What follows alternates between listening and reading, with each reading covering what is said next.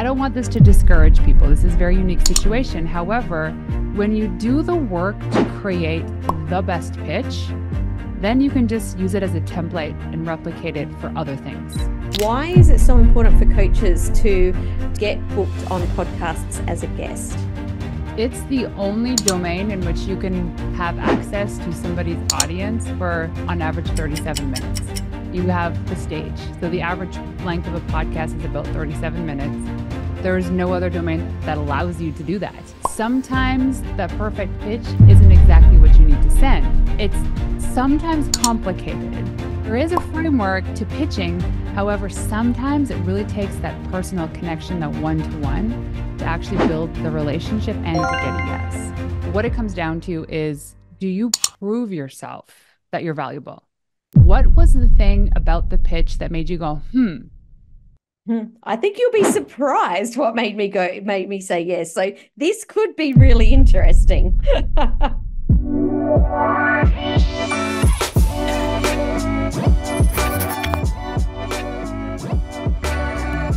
Welcome to today's episode of Influence by Design. I'm your host, Samantha Riley, and today I'm really looking forward to having an amazing conversation with today's guest, Renée Warren. Renée, you are a PR expert who has the most fabulous website, as I've just mentioned. So welcome to the show. Thanks so much for having me, Samantha. We were practicing the nose from Canadian to a Australian accent before pressing record, and that was hilarious. It was the first time I have ever heard anyone outside of Australia pronounce no exactly the way an Australian would, and it cracked me up. I know. It sounds normal to me, but when you hear it coming from someone with a different accent, you're like, oh, wow, we sound like that. It sounds so different. It strained my voice to say it. No, I love it. I remember, living in Melbourne for a year, surrounded by accents. So there's a lot of tourists in Australia. And I just somehow gravitated to the Aussies, the Germans, and the Germans, and the Norwegians or the Swedes. Oh, So, and the Brits. So there was always an accent. And yes. whenever I heard a Canadian speak, mostly, sometimes an American, I thought, oh gosh, that sounds terrible. Isn't it funny when you hear your own accent in a situation like that? Because you don't hear your own accent, right? And I remember the first time we went to the States and we were there for a month. And I remember flying back into Sydney Airport, and the accent comes over the loudspeaker at the airport, and I was just cringing, going, "Oh my goodness, we sound awful." Yeah, but it's not true. No one sounds awful. It feels like home, right? When you hear that, it was like just it's that home. very first Yeah. thing. Obviously it's just different because you don't hear your own accent. Yeah, that's very true. Yeah. But we're going to talk PR today, not accents. Like I said, I was having a look on your website, and what we're going to talk about today is specifically podcasting and how to get yourself booked on more podcasts. I'm a big advocate for podcasts, but you're the guest. I would love to hear from you. Why is it so important for coaches to get booked on podcasts as a guest? It's the only domain in which you can have access to somebody's audience for, on average, 37 minutes. You have the stage. So the average length of a podcast is about 37 minutes. There's no other domain that allows you to do that. If you're on TV, you have a 2 to 5 minute segment. If you're on the radio, it's 2 minutes. Social media even is shorter than that. So podcasting not only allows you to have longer time with an audience who's already warmed up and primed to listen to you, it allows you to build the relationship with the host. And that, for me, that's one of the biggest ROIs in even being a podcast host, is allowed to build these relationships. And then beyond that, it's just such a great way to build authority. So you can talk about almost anything you want, but also you can inject your perspective, your opinion. Maybe it's right, maybe it's wrong. But what you're doing is you're building this credibility, this trust factor. so that, hey, maybe there's not an immediate buy. We always think of these things as, oh, is there an ROI and someone purchased? No, it's a long tail Mm, approach, but it allows you to build these relationships like nothing before. yeah. Yeah. Couldn't agree more. And I talk about this often that the actual interview in itself is just such a tiny piece of this entire strategy Mhm. that it's the conversations before an interview, it's the conversations after an interview, it's the being booked from different things off the back of it. I'm working on a big project at the moment that you and I were talking about earlier, and I've got 25 guest speakers that have all been on my podcast. And it's that connection and that we've already built. So there's just so many reasons over and above having access to someone else's audience as to why this strategy is so fabulous. It's just so good. Mhm. Let's talk about reach out because this is one of my bugbears as a podcast host. In one part of the conversation, I'm saying, yeah, absolutely, go out and get booked on podcasts. But in the other part, I'm saying, but let's do it well because I would say only 5% of people do this well. Can you give us like an overview, like a really high level overview of what a good podcast pitch looks like? Okay. 30,000 foot view is Mm, killer subject line, which is absolutely the hardest part of writing the pitch. hmm And your pitch has to be less than 200 words. It has hmm to have no more than 2 to 3 links, no hmm attachments, a very clear call to action, and is so unique that it makes the person go, or you're with conviction know that you need to be a guest on this show because you're filling in a gap of content that they haven't yet covered that you're the expert for. And let me mm, tell you, hmm I write pitches all day, every day. It's what we Uh-huh. do as a PR agency. And we might take, like right now, we just sent a pitch to Drew Barrymore's magazine for a client, and it took us a month and a half to write it. Wow. So Yeah, there's a a month big and a half to, insight.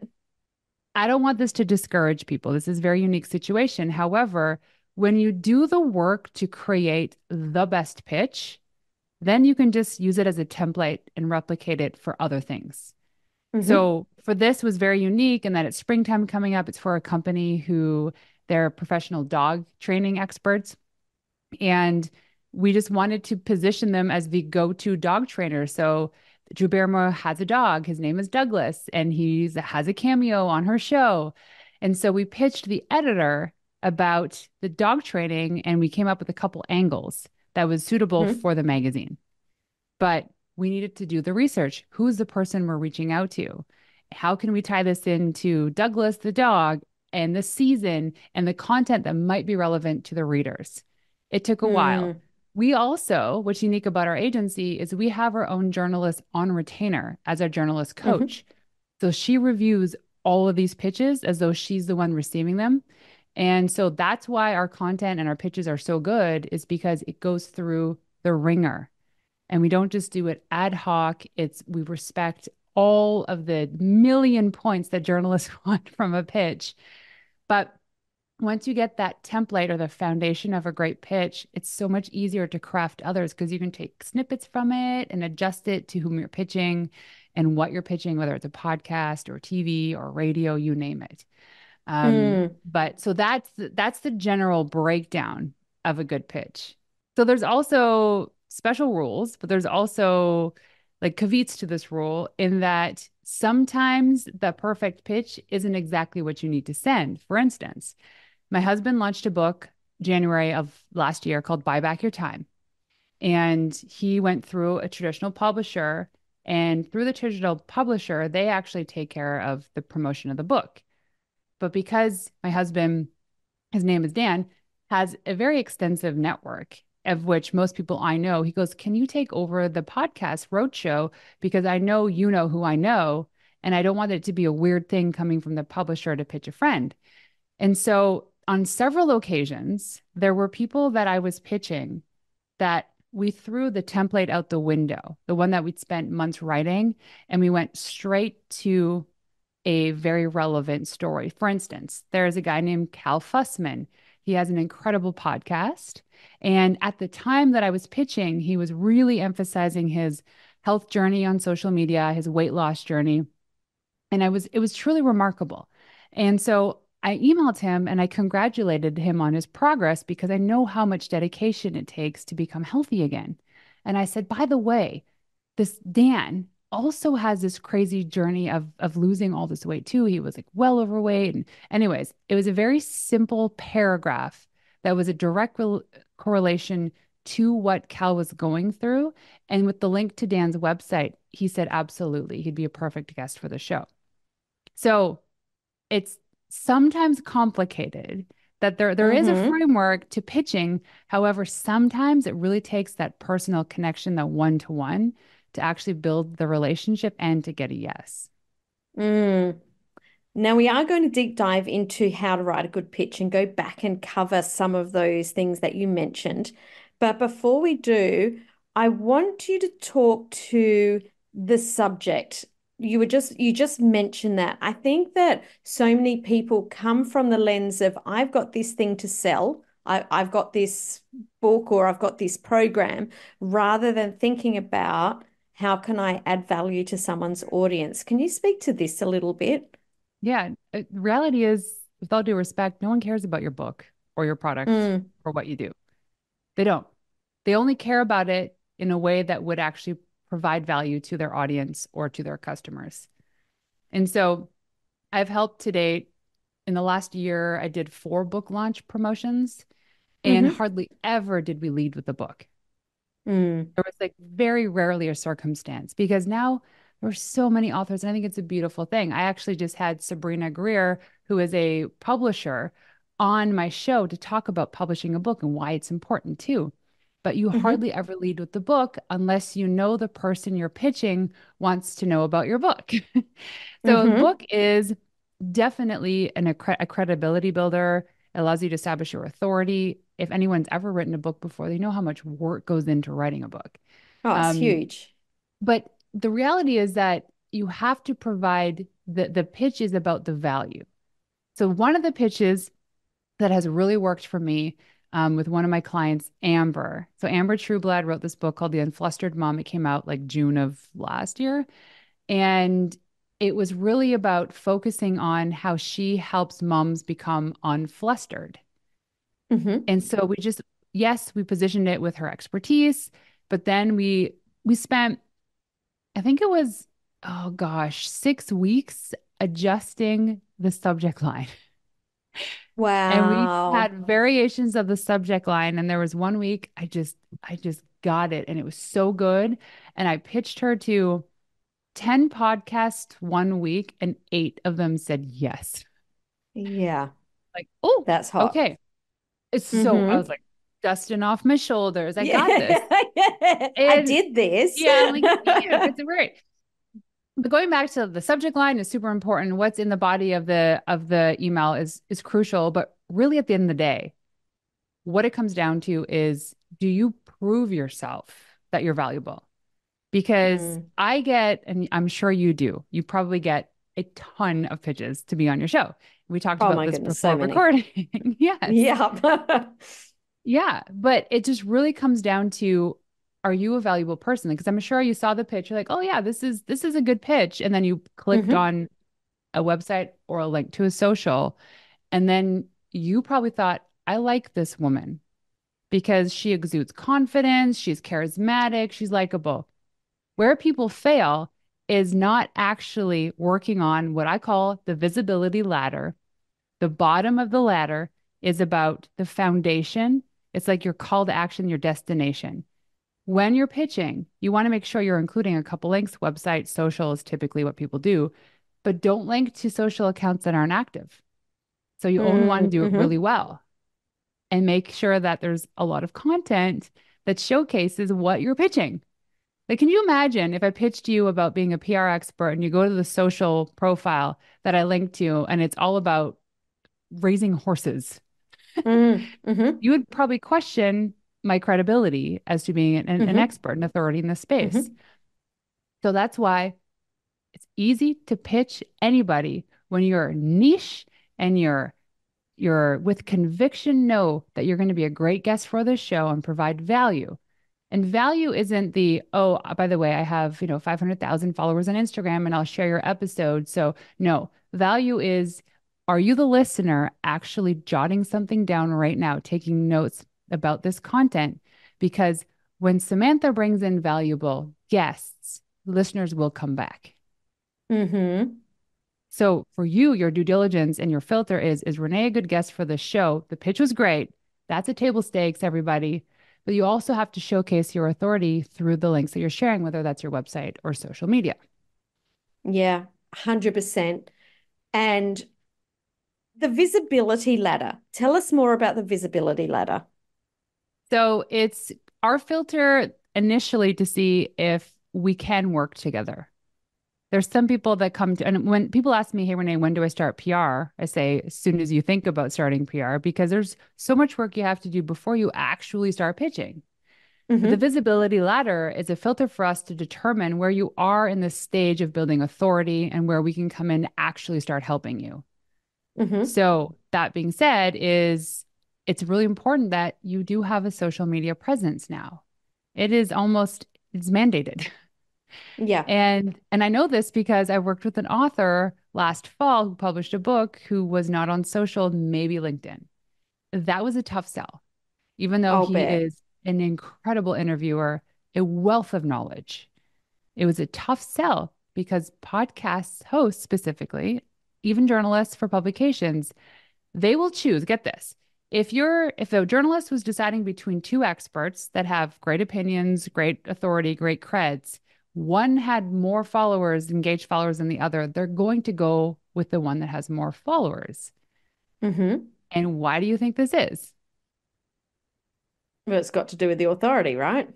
Well, not the authority. It's so much that if this person is publishing on, if we're publishing their article on our website or they're a guest on our podcast, we hope they're going to share because we all Mm-hmm. want eyeballs. You and I, we want Mm-hmm. subscribers and downloads.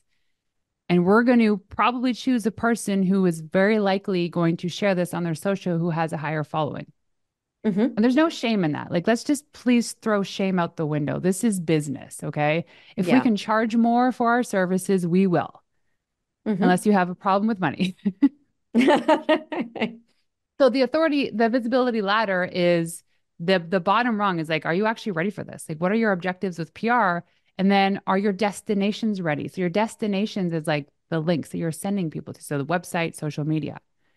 Is the Mm-hmm. website been updated? I can't tell you how many people have these press pages and their headshot was updated 10 years ago.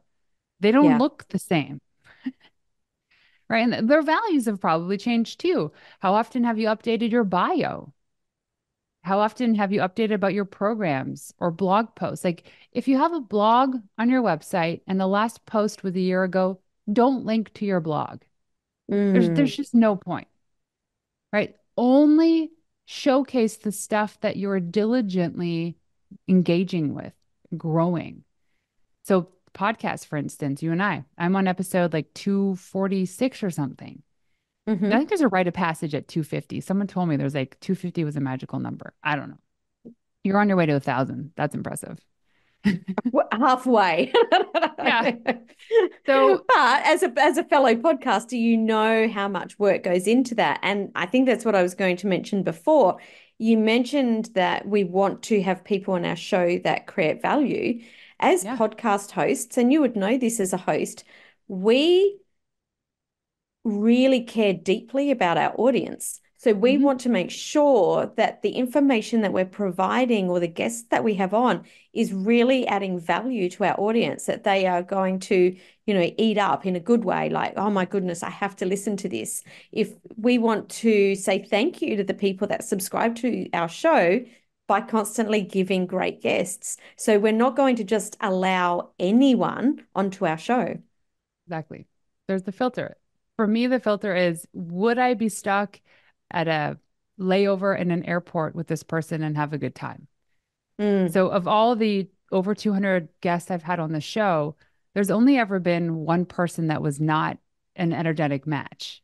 And I hmm. felt that as we scheduled the, I was like, this feels off. And it was so off when we showed up. And Oh, when someone's off, it's just it it doesn't work out it very doesn't well. work. It doesn't. No. And so there's a lot of work if you're not fundamentally ready to do PR, as in showing up to be on podcasts, there's a lot of inner work to do as well. There's a lot of worthiness stuff, like who am I to do this? Imposter syndrome. I only have 200 followers, but I'm an accredited, certified ABCDEFG, you name it. Yeah. So that's the thing is you have to do the inner work and then people show up and they think, what am I going to talk about? There's hmm probably like 10 different things. What am I going to include in the pitch? I have so many great things to pitch. What is the one thing that you can pitch? So, what we do is we think about what are the three things you can be known for, right? So you hmm write those down. Three things that you are really good at that you want to be recognized for. Of those three things, write a story for each one, a personal story. So now those are three different types of pitches. So we don't have the same pitch that goes out to every single person we reach out to. We have pitches for hmm specific people with content we think should be valuable and relevant to their audience. hmm And so it's dynamic, right? PR pitching is dynamic. It's not the same thing. We change every single pitch that goes out. Before we reach out to somebody, especially podcasting, we ask, are they still active? Do they still take guests? Will our Mm. content be valuable for their audience? And then we create the pitch accordingly. So there's a Mm. lot of work that goes into it. And so, I mean, we can talk about how Morgan, my VA, reached out to you because before we pressed I record, think, yeah, I think this would be really valuable because I don't accept many cold pitches. And I'm not even going to talk about why just yet, but I would love you to share about how your VA reached out to me because I accepted your pitch. Very I rare. know. Yay. Us So too. congratulations. All it Yeah. says is, oh my goodness, Renee knows what she's talking about. Well, I would hope so. It's what I do for a living.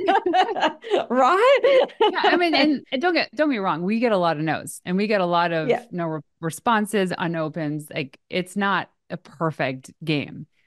But over the years, I've been doing this for gosh, 12 years now. We've refined the hmm process and every season it changes. And it's just there's so much. So for that pitch, it was I remember so what we do with Morgan, my VA, is every Monday on our media list, she highlights the 5 podcasts that she wants to pitch me to. And I hmm go and I review them. It takes about 20 minutes, no more. And I say yes or no. I'll say yes, no, let me think on this, or I know the person. Now, if I hmm know the person, I'll personally reach out. It doesn't make hmm sense coming from Morgan. It's almost like an insult. Right. So when then the last few weeks we had a pitch that just wasn't working. And you know what's fascinating about this is how everything works together because a terrible pitch, first of all, a terrible subject line won't get open, a terrible pitch won't hmm get clicked, hmm and then a good pitch will get clicked, and then when they go to the destination, they'll make the decision. And hmm so with Morgan, we review them, and then I'm like, you know what, this pitch isn't, it's not good. So we refined it. And I said, this is what it's supposed to look like. So in our media list, then we link to the new angle and she uploads the template into Gmail and then she goes out and she reaches out to those 5 people. And that gives hmm me an opportunity as well to connect with the host beforehand to see it. I'll follow them on social or maybe I'll follow them, engage with them, we'll see what's going on. And then if I feel like it doesn't feel good, then she'll not pitch them. hmm Because Oh, just I as like that. Right. So just as much as you're filtering if whether or not you like me based on the links that I've shared, I'm also doing that as a guest. I need to know that I'm showing up with Samantha and we're going to have a good time because this is Yeah, an hour because of our day. right. And not only that, but as a guest, I'm sure this has happened to you. It's definitely happened to me where you show up on shows and it's really hard to give your great information when there is that energetic block. So I've been interviewed by people before and have just gotten off and gone, that was the worst interview of my life. But how is it that the next hour I can give the best interview that I think I've ever given? and it is from the host. You need to be able to vibe with the host so that that information is freely coming. And I will tell you this, because much like you have been on both sides of the table, being the podcast host and asking the questions is actually tougher than being the guest. I don't know if you Right? agree. Because you don't necessarily know the person. Yeah. And so, like, for me, you're just asking questions and I'm answering them, but you've had to do all the work to figure out all the things. Yeah. But let's go back to the pitch. So, I don't know if you have it in front of you, but it'd be really cool that if you pulled that up, because maybe the listeners would love to know kind of what was the thing about the pitch that made you go, hmm. And then I from think that you'll be moment, surprised what well, made me say yes. So this right. could be really interesting. Right. So there was something that allowed you to open it, and then Yep. within it, and it is a simple pitch. And then there was something in it that made you click on something. And then you went from Yes. that probably to my website and then social media, which was the deciding factor for you. So do you have it open in front of you? I have it right here in front of me because I did open it Okay. before this interview. So what's the subject line? Lively new guest spills the beans on how to build authority as a coach or course creator. Mm, And because that I definitely made me open because I was like, this person knows who my audience is. And that's exactly. really unusual because what I normally get is pitching or recommending XYZ person for your show or, author of this book. So what it did was flip. I knew that you'd done the research already, which most Mhm. people don't. Most people send a cold pitch of, this is who I am and I want to be on your show. And I know that most people haven't listened to my show or looked it up. So I knew straight away you'd done it. Double click on that. When you're Oh, pitching, it's open. okay, no, but we're going to double click on this idea. So when you're pitching a host or a journalist, you have to do the work for them. One of the Mm-hmm. things you don't do in a pitch is say, here are the 5 topic ideas we have for your show, right? Mm-hmm. Maybe 2 is fine. But now all of a sudden you give them so many options. Now you're giving them the work to do. Now they have to Mm-hmm. decide what's good. And what we've determined, so you from the pitch, you already said, okay, I like her. I want Renee on the show. Mm-hmm. But before we press record, even though I may have pitched a topic idea, we still jammed on what to talk about. Yes. Yeah. Okay, so then now go read the pitch. I really enjoyed your recent episode on what makes people buy with Glenn Michael Millet. I can't even remember how to spell his name. Millier, I think it was. You chose the only guest that I could never remember how to say his We're name. testing you if you can read, But Samantha. it was an amazing episode, P.S. And if you're listening, Glenn, I apologize. I have a guest suggestion for you, Renee Warren, an award-winning entrepreneur, speaker, author, and founder of We Wild Women, which actually had the link. It was hyperlinked to your website and to your name. A company that helps women-led businesses gain the media exposure they deserve. Renee's framework, called the Authority Arc, teaches coaches, course creators, and those wanting to create a personal brand how to position themselves as rare, how to build a reputation, and how to increase reach. I think this information would be interesting and valuable to your audience. Can I connect you with Renee today? There you go. That was not very long. It was not. Do you want to know? I haven't read the bit that actually made me click and say, yes, I'll schedule you though. And I haven't Oh. actually told you what this was. No, I'm It nervous says, now. so this could actually undo everything I just talked about. You said, P.S. Recently, Renee was the secret weapon behind Dan Martell's successful podcast tour for his book, Buy Back Your Time. She's made blah, blah, and then it goes on. She's helped other entrepreneurs.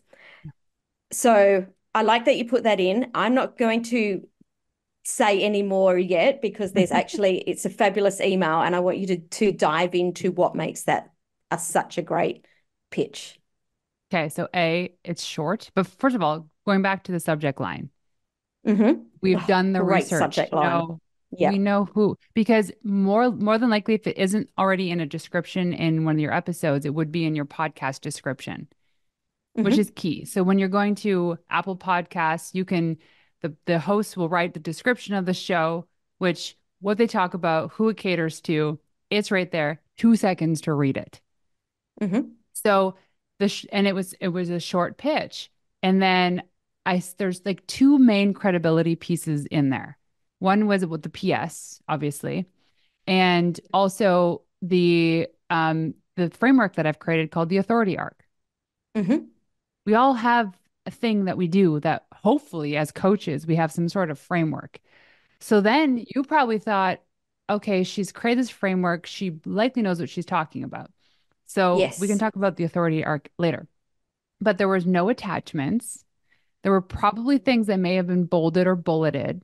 So when you create a pitch, you need to break up the copy. It can't just be chunks of text. No one will read it. Short paragraphs, bold and emphasize words. I guarantee you, Morgan bolded the call to action at the bottom. Can Renee be a guest on your show? And there was links to two things. That was it. You don't need any more information. Yeah. Yeah. So from a host, I can say what I loved about it was the subject line. Straight away, I knew that someone had done their research. It wasn't you, but someone had done the research, that there was a link to your website. So I could just go straight there without having to Google. It's amazing how many people will attach a PDF, which means that you need to go and find everything, go and look at their YouTube, go on their website. I'm like, oh man, we're all busy, right?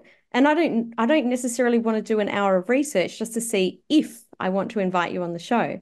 Yeah. So that was all there.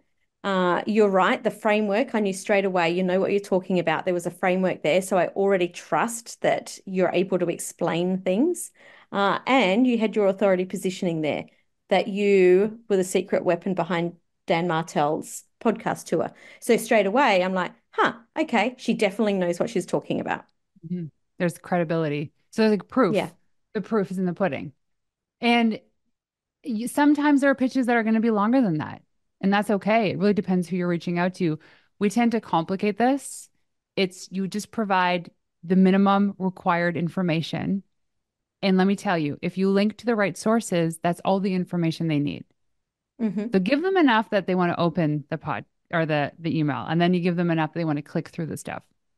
It's Mm, simple. mm. And let me tell you, that was probably like version 10 of the pitches that we wrote. And Uh-huh. there are other templates depending on the show.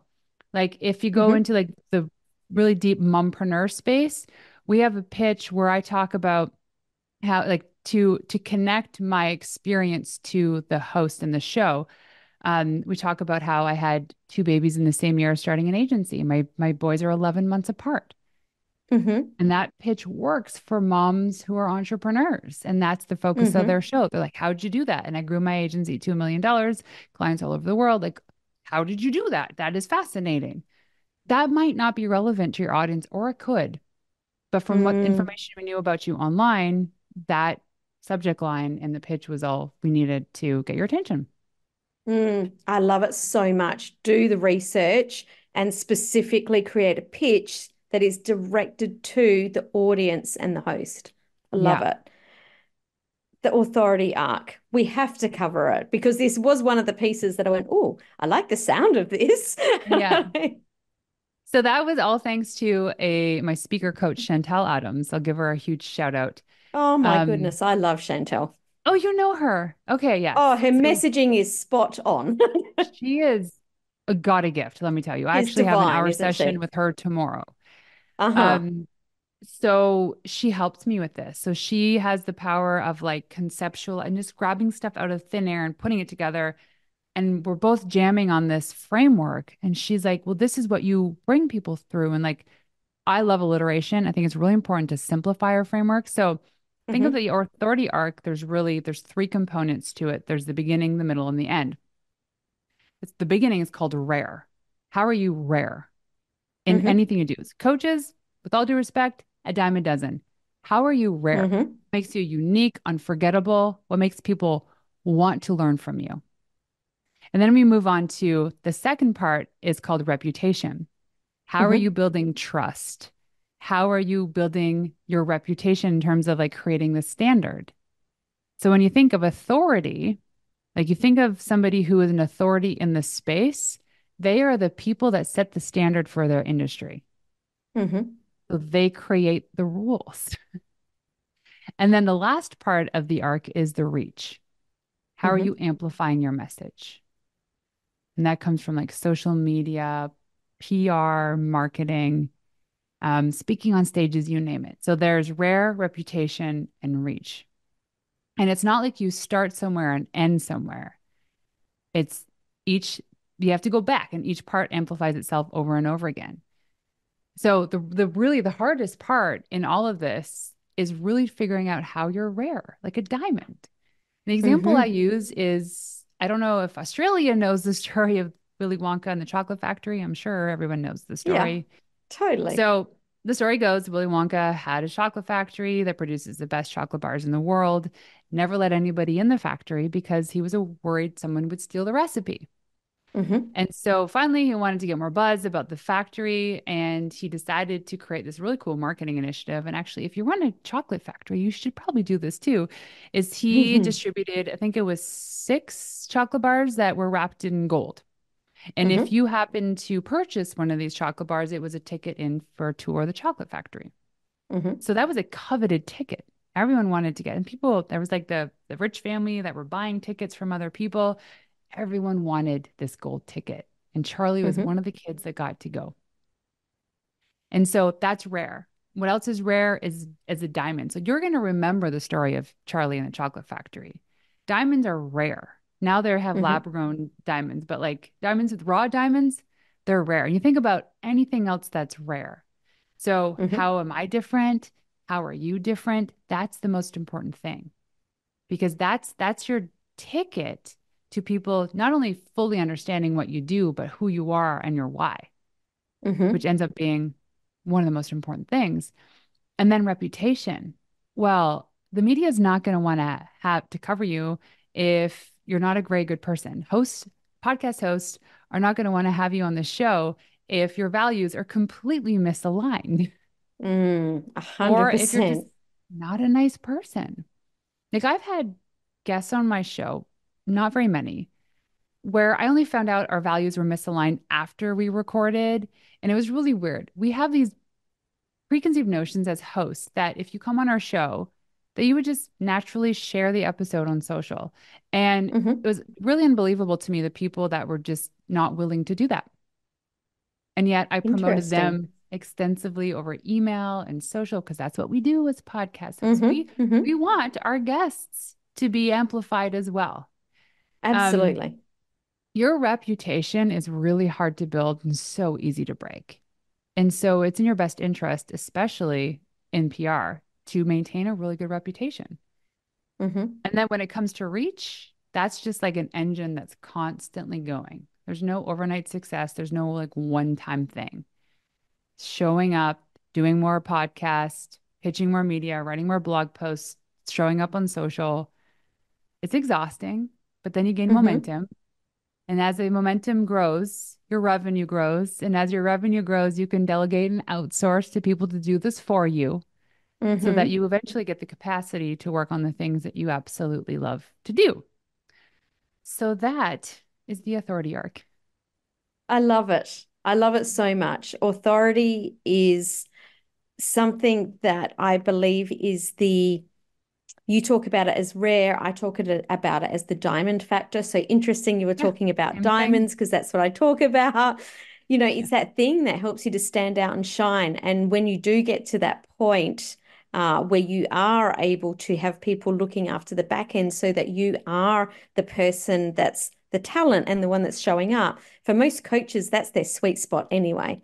Most coaches love to be front of stage, doing, teaching, creating, talking about their frameworks and letting someone else do all the stuff at the back. But it's a process to get to that point. 100% it is. And so the book Buy Back Your Time is definitely something that all coaches need to read. And my assistant Morgan pitching you is an example of the fruits of that labor. Because one of the Mm-hmm. things they talk about in the first few chapters of that book is hiring an assistant. Most Mm-hmm. people don't because they think that's $100,000 investment. They're not worthy of it. What am I going to delegate to them? Well, you eventually can ask them to do a lot. And these Yeah. people thrive in those tasks. They Mm-hmm. love the weeds. They're good at it. That's where they belong. That was their assignment. God's like, there's your assignment. Boom. You got to find those people. And so Morgan's one of them. And she's an incredible human. And she comes back. She just shows up and she does her work. And it's a beautiful thing. So she was easy to train to do this. And it's actually one thing I do offer is one of the parts of my program is a VIP day where I train people's assistants on how to pitch their boss or who they're working with for PR, like what Morgan did with me. Hot. Love it It's so accessible much. to anybody. So you don't have to pay Yeah. $10,000 a month to a PR agency. Which is cool that you're a PR agency and that you're helping people to do their PR, which to me is just beautiful because you understand I can't even explain the energetics of value and values and just Mhm. I was just chatting to someone yesterday and we were saying we can't service everyone in the world. There's Mhm. billions and billions and billions of people. And that when we come from a place of value and we offer that value to whoever wants it, what happens is the few people that are meant to work with us, and we only do need to work with a few people, will be attracted to us. So it's like taking away that scarcity thinking and being fully abundant, saying, hey, look, if I help everyone in this way, we will attract the right people. 100%. See, I don't believe in competition. I believe partially in co-opetition, but as David Meltzer says best, that I believe in completion. And when you believe in helping somebody complete a cycle or complete something, then good things come. So, Mm. I mean, I have people who are in my court who are my biggest cheerleaders who are also my biggest rivals because we believe in abundance. We believe there's like 8 Yeah, million billion people on this planet. Imagine you just get a small, tiny, tiny, tiny, tiny fraction of that as customers, and you're a billionaire. yeah. I know, crazy, right? Crazy. It's so crazy. So don't ever think of competition as something that is going to kill you. It's because if that was the case, Pepsi wouldn't exist, Toyota wouldn't exist, right? All the coffee companies wouldn't exist. Android, you can go on and on about it. Competition is very healthy. In fact, it Mm-hmm. opens you up to your blind spots. It holds a mirror Yes. to you, and it's necessary. It's healthy. So don't let it shrink you. Let the people that are your competitors help you grow. And the Yeah. way of doing that is making sure that you're supporting them in their growth too, knowing that if you have an abundance mindset, it'll come back to you in spades. Mm-hmm. 10x. Mm-hmm. Mm. You are speaking my language, Renee. I know that you have a free resource to help people to be able to craft a pitch, just like we've been talking about today. Can you explain or let people know where they can get a copy of that? Because it's exactly what we've been talking about. For sure. It's called Proven Email Pitch Strategies to Get You on Podcasts and in the Media. And if you go to wewildwomen.com and you scroll down to the bottom, you'll see a download. And there's also freebies on the site, like a do-it-yourself media kit and defining your target audience.